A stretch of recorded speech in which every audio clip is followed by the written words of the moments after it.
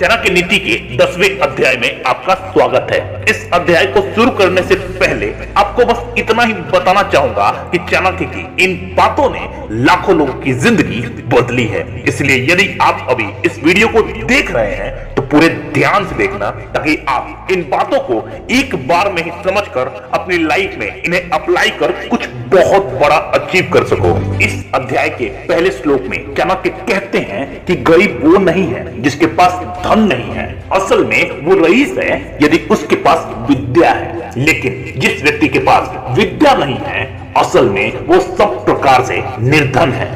जीवन में हमें अपना हर कदम फूंक फूंक कर रखना चाहिए। हमें छाना हुआ जल ही पीना चाहिए। हमें वही बात बोलना चाहिए जो शास्त्र संगत हो, और हमें वही काम करना चाहिए जिसके बारे में हम सावधानी पूर्वक सोच चुके हों।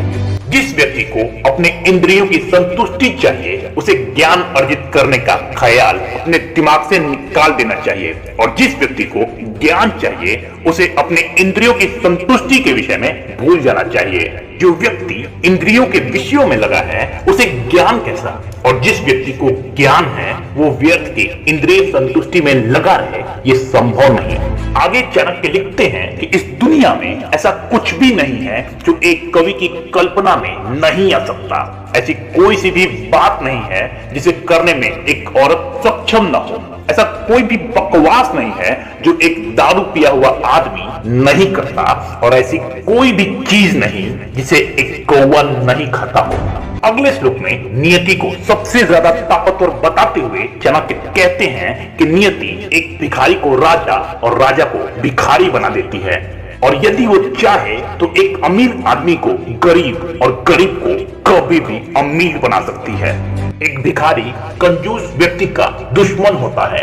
एक अच्छा सलाहकार एक मूर्ख व्यक्ति का शत्रु होता है। वो पत्नी जो पर पुरुष में रुचि रखती है, उसके लिए उसका पति ही उसका शत्रु होता है। और जो चोर रात को काम करने निकलता है, उसके लिए चंद्रमा ही उसका शत्रु होता है। जिस व्यक्ति के पास विद्या, तप, ज्ञान, अच्छा स्वभाव, गुण और दया का भाव नहीं है, वो धरती पर मनुष्य के रूप में घूमने वाले पशु के समान है, और इस धरती पर बोझ है। जिस प्रकार बांस को मलय पर्वत पर उगाया जाए तो भी उसमें चंदन के गुण नहीं आते, ठीक उसी प्रकार जिसका दिमाग खाली होता है, वो किसी भी उपदेश को नहीं समझता है। जिस प्रकार एक अंधे व्यक्ति को आईने से कोई लाभ नहीं होता, ठीक उसी प्रकार जिसके पास अपनी कोई अक्ल नहीं होती, उसे शास्त्रों से कोई लाभ नहीं होता। जिस प्रकार आप पृष्ठ भाग को चाहे कितना भी साफ कर लें, वो कभी श्रेष्ठ भावों की बराबरी नहीं कर सकता, ठीक उसी प्रकार एक बुरे आदमी को आप चाहे कितना भी सुधारने का प्रयास कर लें, वो कभी भी पूरी तरह सुधर नहीं सकता। अगले श्लोक में चाणक्य लिखते हैं कि अपने नजदीकी संबंधियों का अपमान करने से जान जाती है, दूसरों का अपमान करने से दौलत जाती है। एक राजा का अपमान करने से सब कुछ चला जाता है, और एक ब्राह्मण का अपमान करने से समस्त कुल का ही नाश हो जाता है। यदि आप निर्धन हो गए हैं तो आपके लिए बेहतर यही है कि आप जंगल में एक झाड़ के नीचे रहें जहां बाघ और हाथी रहते हैं। उस जगह पर रहकर आप फल खाएं और जलपान करें। जरूरत पड़ने पर घास पर सोएं और पुराने पेड़ों की खालें पहन लें। लेकिन भूल कर भी ऐसे हालात में आपको अपने सगे संबंधियों के साथ नहीं रहना चाहिए। रात्रि के समय कितने ही प्रकार के पक्षी वृक्ष पर विश्राम करते हैं, लेकिन भोर होते ही सभी पक्षी दसों दिशाओं में उड़ जाते हैं। इसीलिए यदि कोई आपका अपना आपको छोड़कर चला जाए तो इसके लिए कभी दुखी नहीं होना चाहिए। ब्राह्मण व्यक्ति एक वृक्ष के समान होता है। उसकी प्रार्थना ही उसका मूल होती है, और वो जो वेदों का गान करता है वही उसकी शाखाएं होती हैं। जो पुण्य कर्म करता है वही उसके पत्ते होते हैं। इसीलिए उसे हमेशा अपने मूल को बचाना चाहिए, क्योंकि यदि मूल नष्ट हो गया तो न तो शाखाएं रहेंगी और न ही पत्ते। चाणक्य कहते हैं कि जिसके पास विद्या है वही शक्तिशाली होता है। बुद्धिहीन पुरुष के पास कोई शक्ति नहीं होती। यही कारण है कि एक छोटा सा खरगोश भी चतुराई से मदमस्त हाथी को तालाब में गिरा देता है।